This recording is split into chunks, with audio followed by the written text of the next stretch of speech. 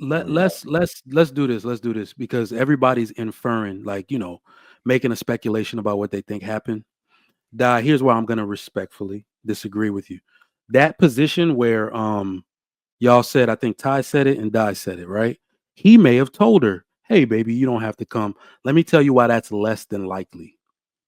There's an unspoken rule that the man that cannot control his woman is the weakest man in the room. I don't see a man, especially a former president, with all white counterparts, making a conscious decision to say, let me look like the one who got the wife that can't fall in line. That is less than likely because he already knows that's what people think anyway, right? I don't want to take any hits. Now, this is another reason why it's less than likely. In a political space, somebody's always watching. This is a televised inaugural event. Everybody's either going to see it or everybody's going to hear about it. It is less than likely that a man is going to say, why don't I just let you make me look like the weakest nigga that ever lived and can't control me? Let people speculate and talk shit about me that I'm not hetero, that I like men, that my wife's really a man. Let me just give them more ammo and more fuel. Hell no, I don't see that happening. Our ego can't really take a lot of stuff. Like I say it all the time. But one of the reasons I think he was chumming it up with Obama at Jimmy Carter's, with Trump at Jimmy Carter's funeral, was because he was trying to create another moment to distract from the fact that his wife won't there. I see men do it all the time.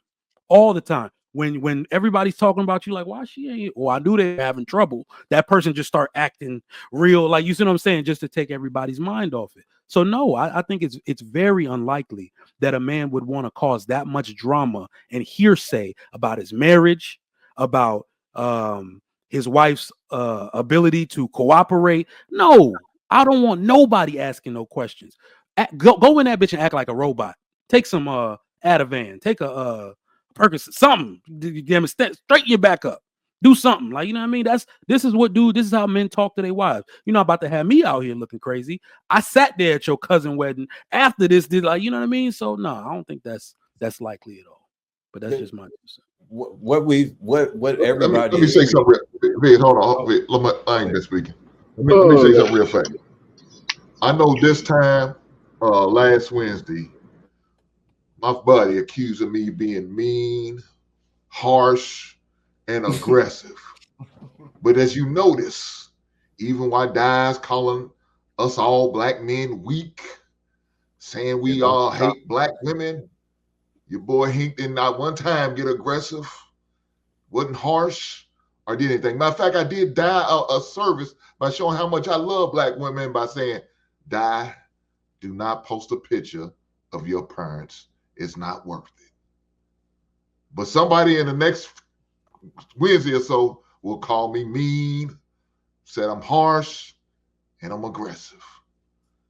I'm going to pray for that sister, no matter what. I'll land my plane. Okay, this is something that I gotta say, right? Go ahead. It's very disappointing. He can ace a visitor. We ain't worried about him. Aisha, what you say, man?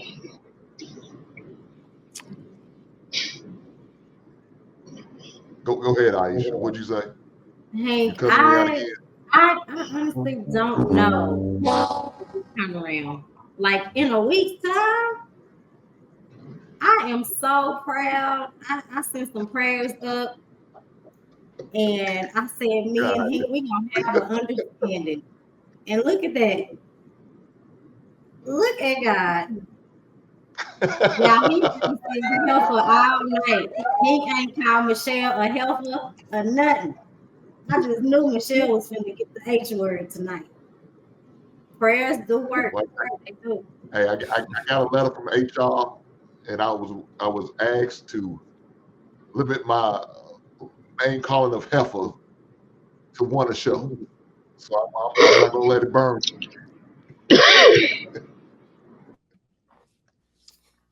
No, what I on the real note is, Don, you hear me talk on this panel a lot about black people and black women getting on code, right? And when we talk about getting on code, that's something that we as Black people know, right? The dominant society, they don't even matter, right? We're not even supposed to see them. Michelle's supposed to float so high, we don't even see them because we all on code and we on a mission to get things right for our community. We can't get that right when people let emotions and attitudes get in. Michelle got a job to do, right? We still got to be in there trying to get things done because Trump in office, that's not something, right? I feel like in politics, Michelle just said Black women back about 10 years. They ain't even gonna let us join the party.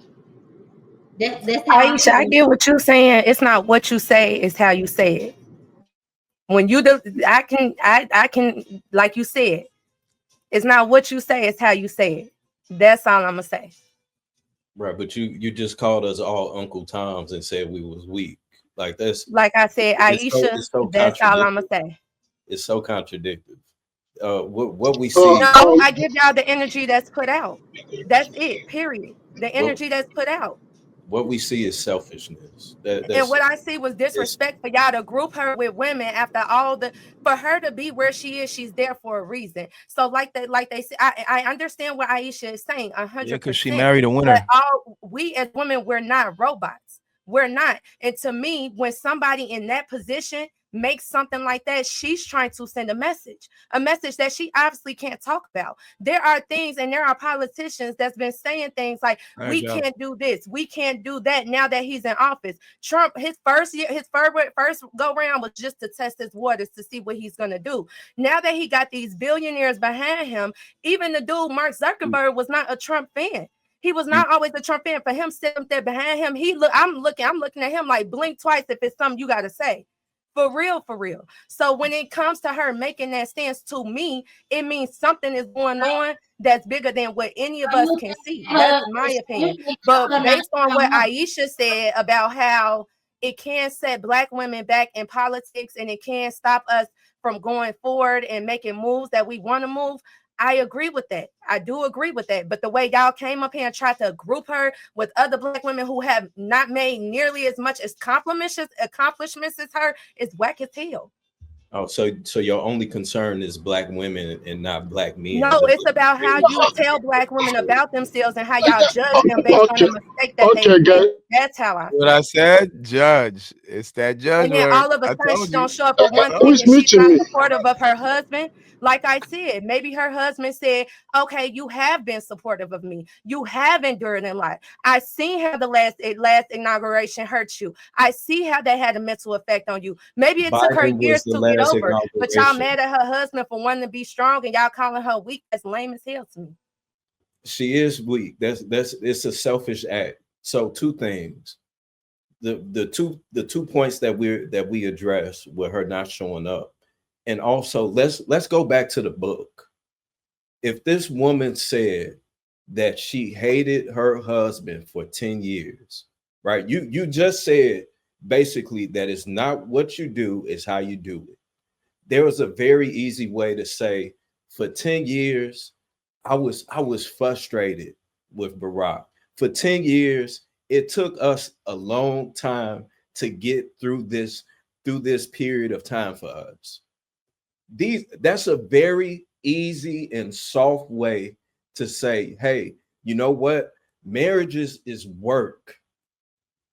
Barack was going here, going there. He was all over the place. I felt neglected, but I understood it came with the job and the position that he was in. But guess what she said? What did she say, Ty?